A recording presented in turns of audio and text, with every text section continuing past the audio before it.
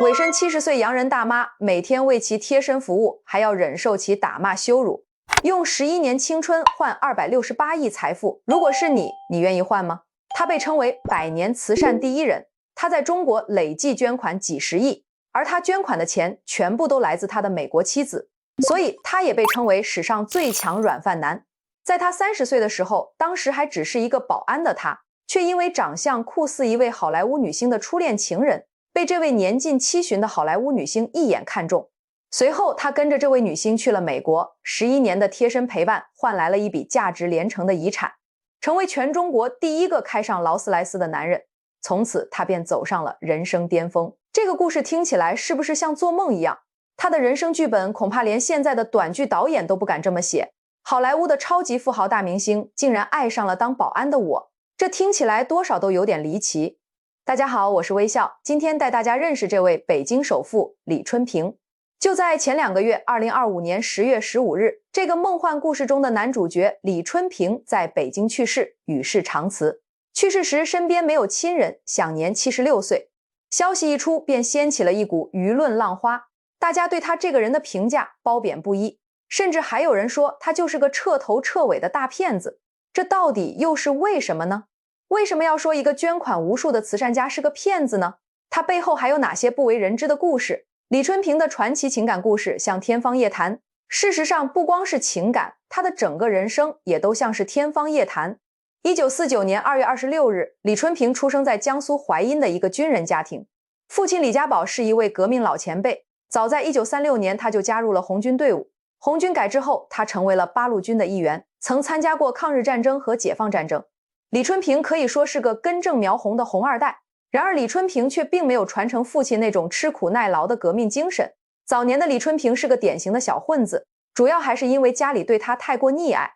家里一共有6个孩子，而李春平是家中唯一的男孩。在那个重男轻女的年代，李春平自然就成了全家人的心肝宝贝。1965年，父亲李家宝从部队退伍转业到了北京，一家人也就在北京正式安家落户了。李春平就读的是北京110中学。1966年，因为文革的爆发，他的学业被迫中断。1968年，19岁的李春平在父亲的安排下参军入伍，成为了昆明空军的一名工程兵。由于入伍当兵是父亲对他的强制安排，因此从小娇生惯养的他，在枯燥严格的部队里过得十分痛苦。在部队里，他是能偷懒就偷懒，经常装病逃避训练，甚至还多次逃出部队玩耍，因此他也被部队多次处分，并要求写检讨。父亲看他在部队实在是待不下去，于是又托关系将他调到了昆明某部队文工团，成为了一名文艺兵。文艺兵1年4季全国各地慰问演出，有时候还有出国的机会。这种又轻松又能到处玩耍的工作，才让李春平踏踏实实地待了下去。直到1977年1月，李春平因为严重的胃病需要长期住院治疗，最终他选择退伍转业。在医院接受治疗的那段日子里，生性不安分的李春平对医院里一位漂亮的女护士一见倾心。只可惜这位女护士早已名花有主，然而李春平依旧对人家穷追不舍，死缠烂打。女护士的男友气不过，便来找他理论。两人都是血气方刚的年纪，一言不合当场就动起手来。结果身材高大魁梧的李春平竟把对方打成了重伤，手臂多处骨折，这在当时算是相当严重的情况了。即便父亲托关系四处奔走，可最终李春平还是被定了流氓罪，并被送去劳改了3年。后来因为这个事情被开除党籍，开除厂籍，劳教3年，就去茶店劳教去了。就你因为一个女孩子，对，当时除非出这口气。这一次劳改让李春平的人生彻底跌入了谷底。在那个年代，一个被判了流氓罪、身上有污点的人，走到哪里都会被人排斥。父母和家人更是因为他在外人面前抬不起头来，最后将他逐出家门，跟他划清了界限。好好的转业工作也没了。就这样，李春平成为了一个无工作、无住房、无收入的三无人员。为了能养活自己，他只好去北京电影制片厂当起了保安。然而正是这份不起眼的工作，彻底地改变了他的人生。李春平虽然是个保安，但是他十分注重打扮自己。已经30出头的他还没结婚生子，在那个年代就算是个妥妥的老光棍了。所以他必须把自己打扮得十分年轻帅气，才有机会给自己找个漂亮老婆。实际上李春平年轻时候长相也确实不错，他身材高大，皮肤白皙，眼睛深邃，鼻梁高挺。再加上他做文艺兵时出国见过世面，所以追求时尚的他总是给自己烫一头卷发，看起来还真有几分混血帅哥的样子。李春平在经历多次主动相亲后，女方起初都对他印象不错，可一旦得知他只是个保安，并且还有流氓罪和劳改的前科后，都会立刻对他敬而远之，这让李春平备受打击。渐渐的，他也不再参与相亲了。然而，一次偶然的机会，身为电影制片厂保安的他，听说了一些外国演艺人员近2年时常来中国进行交流指导。这些来自外国的演艺人员入住的饭店就是北京饭店。李春平心里琢磨着，就凭自己眼下这条件，要是这辈子都窝在中国，恐怕是讨不着老婆了。要是能被哪个外国姑娘给相中，那岂不是两全其美吗？既娶上了媳妇儿，又能出国去。那个时候真的是没办法，后来我想怎么办呢？所以那时候我就到北京饭店找外国人想出国，我没想到，因为那个时候我根本没有目标，而且也不知道能不能出国，我就抱一种试一试的态度。就这样，李春平每天都会将自己精心打扮一番，然后就去北京饭店的咖啡馆里蹭吃蹭喝，冒充自己是归国华侨，一坐就是好几个小时。由于他长得也有几分外国人的相貌，工作人员都以为他也是外国访问团的人，所以根本没人赶他出去。在上个世纪80年代，中国刚刚开始改革开放，同时中国与美国也刚刚建立外交关系，所以两国之间的交流开始逐渐破冰。这些交流在初期最主要的方面就是集中在体育和文化领域，因此在这些访问团当中，有很多成员都是一些知名的演员和运动明星。李春平在北京饭店蹲守了好几个月，却一次都没能跟外国人接触上，因为他不懂英语，所以根本没办法主动去跟外国人搭讪。就在他快要放弃的时候，一天下午，一位外国老太太居然主动上前跟他打起了招呼，但是由于他不会英语，所以两人只能是用手比划。这位老太太似乎对他很有耐心，两人有了第一次的交流后，李春平并不知道老太太的目的。但对于李春平来说，虽然对方不是什么年轻美女，但至少也是个外国人，通过她也许能认识到其他年轻美女呢。就这样，在接下来的日子里，李春平每天都会跟老太太在饭店相约，老太太会拿着词典教李春平学习英语。后来李春平知道，这个老太太是一个大他39岁的美国人，名字叫克劳迪亚。而李春平在多年以后才知道，这只是她的化名，真实名字根本不叫克劳迪亚，具体是谁我们后面会讲到。老太太在跟他越来越熟悉之后，便向他吐露心声，说之所以主动认识他，是因为李春平跟自己当年的初恋情人长得十分相似。见到他的第一面，老太太就被他深深的吸引了，这让李春平很是尴尬。虽说他现在是单身，但也不至于找一个年近70的老太太吧。就这样，李春平婉拒了老太太，老太太只能带着遗憾回到了美国。但是回到美国后，他就对李春平念念不忘。于是在半年后，克劳迪亚再次来到北京，找到了李春平。而李春平这时候过得更加不如意了，由于他劳改犯的身份让他处处受排挤，受不了气的他最后就连保安的工作都丢了。这时候克劳迪亚就承诺他，只要李春平能陪伴在他的身边，保证能让李春平过上衣食无忧的日子。在这种情况下，李春平最终答应了克劳迪亚。两人在北京待了3个月，也有了更加深入的交流。年轻又充满活力的李春平让克劳迪亚深陷其中，也更加离不开这个长相酷似他初恋的男人。于是在1年后，克劳迪亚想办法将李春平确认为自己养子的身份。李春平以此身份前往美国，并获得了合法身份。然而美国的富裕生活却并没有他想象中的美好，甚至让他一度崩溃。来到美国的李春平刚开始过得还算舒心，但也的确过着衣食无忧的日子。但是渐渐的，他发现克劳迪亚这个老太太的控制欲特别强，她不仅时刻都要陪伴在老太太身边，端茶送水，伺候日常生活，即便家里有佣人，但老太太就是要让李春平围着自己转。到了晚上还要完成老太太的生理需求，之后还要给她按摩。老太太以前是大牌明星，所以脾气也很大，李春平按摩时用力稍大，一个巴掌就扇了过来。李春平在采访中回忆道，我的时候不敢想，因为每天晚上我跟他捏，哄他睡觉，他都要打我骂我，然后吐沫吐我，我全忍受了。我理解他。李春平这软饭吃的都硌牙了。在他的回忆里，他说克劳迪亚根本不是真的爱他，而只是将他当做了初恋的影子来陪伴自己的晚年。李春平自己心里也清楚，这段相差40岁的感情，说白了就是一场彼此都心照不宣的交易。可即便如此，克劳迪亚对他那种极强的控制欲还是让他感到十分煎熬。老太太为了试探李春平对她是否忠诚，甚至特意找来年轻姑娘去诱惑她。幸好李春平把持住了自己，顺利通过了考验。但李春平却不想再这样下去了，他实在受不了老太太对他极度掌控又不信任的态度，于是便赌气离家出走。可是老太太平时并不会给他太多钱，所以他根本走不远。后来老太太还是太想念他，又亲自上门将李春平接了回去。在这之后，李春平也接受了现实，既然选择来到美国，就必须得咬紧牙关坚持下去。之后李春平便全心全意地照顾老太太，不管受了多大的委屈，他都始终如一。他们在一起生活了11年之后，克劳迪亚被诊断出了乳腺癌，她的生命也逐渐走向了尽头。在生命的最后时刻，是李春平陪她走完了最后一程。他也在最后时刻找来律师，把名下几乎所有的财产都留给了李春平。李春平当时根本不清楚具体有多少钱，后来他才了解到，这些财产的总价值加起来竟然高达几十亿美元。这可是90年代的几十亿美元啊！对李春平而言，这简直就是一个天文数字。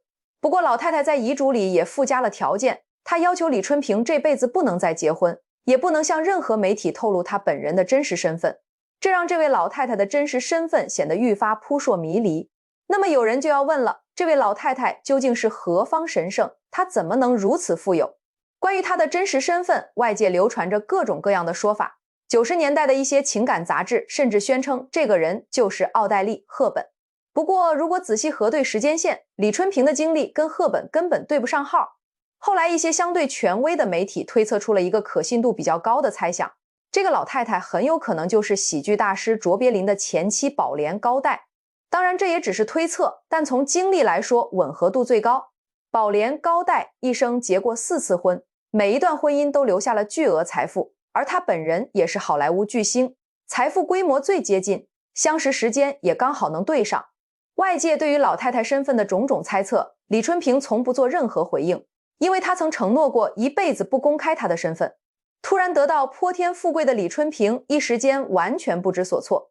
在美国，他常年陪伴在老太太身边，现在突然让他一个没有任何学历的人独自一人踏入美国社会，并拥有如此巨额的财富，他表示内心充斥的更多是惶恐与不安，而他那时唯一的念头就是回到祖国。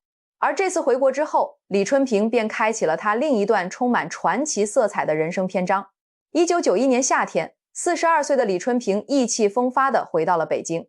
他在寸土寸金的建国门外购置了一处面积达1500平米的豪华宅邸，室内的装修陈设更是极尽奢华，据说连马桶上都镶嵌着黄金。他还在丰台区大肆购入商铺，一出手就是买下整条街。在那个年代，他每年光收租金就能轻松过亿。除了买房，他还特别热衷于买车。北京城里的第一辆劳斯莱斯就是李春平花了2000万巨款买下的。而那个时候，中国普通老百姓的平均月工资才几百元。之后他更是迷上了买豪车，光劳斯莱斯的定制款他就拥有好几辆。遗憾的是，李春平在美国的10多年间，他的父母都已经相继去世，他回国也没能让父母享受到荣华富贵。于是他加倍的补偿他的3个姐姐和2个妹妹，不仅在北京最好的地段给他们买了大房子，每个月还给他们好几万的生活费。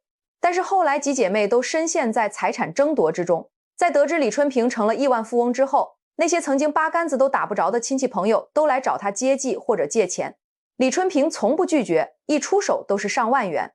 在90年代，如果是个万元户，在村里那可是人人羡慕的对象了。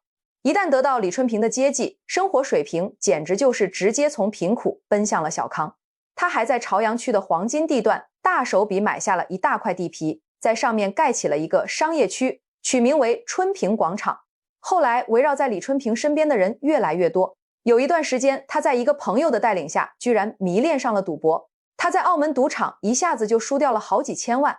不过幸运的是，李春平及时悬崖勒马。后来他在接受采访时提到，有一天他忽然间就想通了，赌博不就是为了赢钱吗？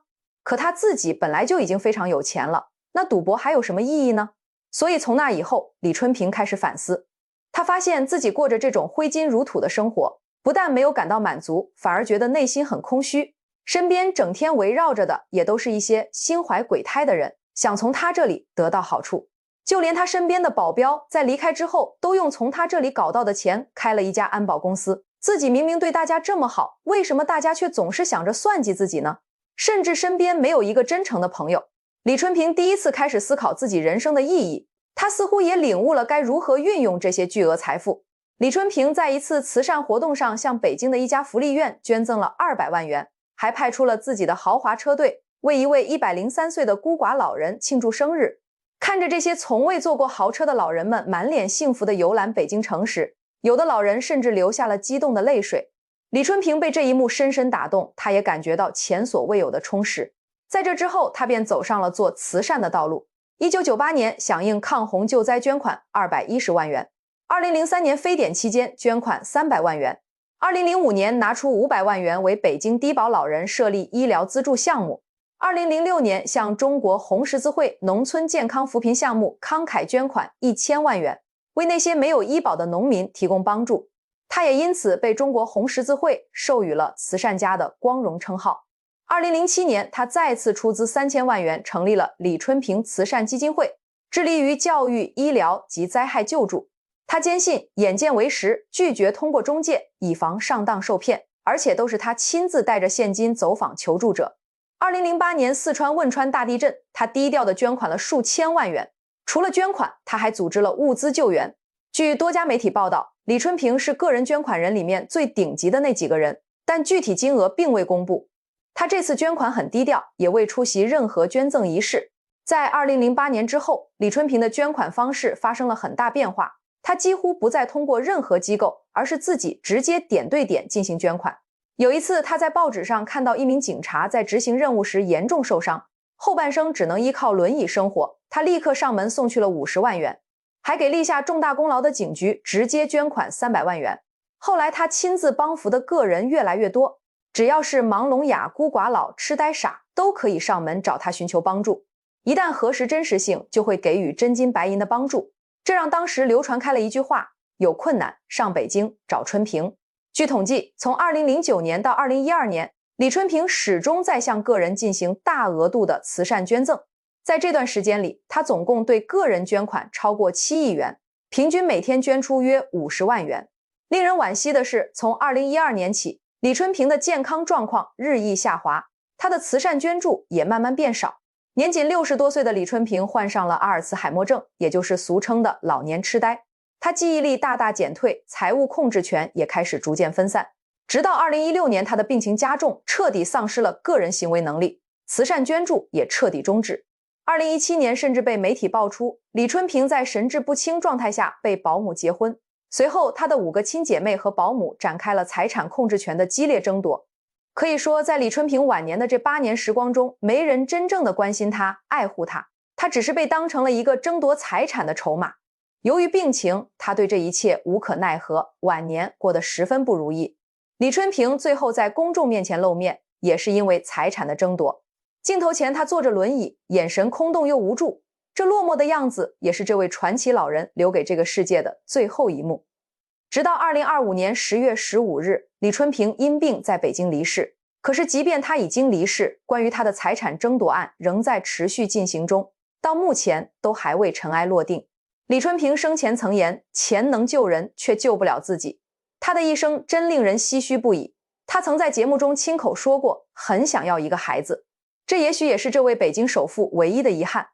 这位老人的传奇故事，导演刘慧宁曾根据他的自传《忏悔无门》改编成了电视剧《人间情缘》，主演阵容包括邓超、范冰冰和李小冉。李春平的一生堪称梦幻，更是一段传奇。他从困顿漂泊到在一国一业暴富，再以倾尽所有的财富回馈社会。他用巨额财富书写了另一种形式的救赎，可到了最后，他却依然未能真正救赎自己。好了，以上就是今天视频的全部内容，我是微笑，感谢大家的观看和订阅，我们下期见。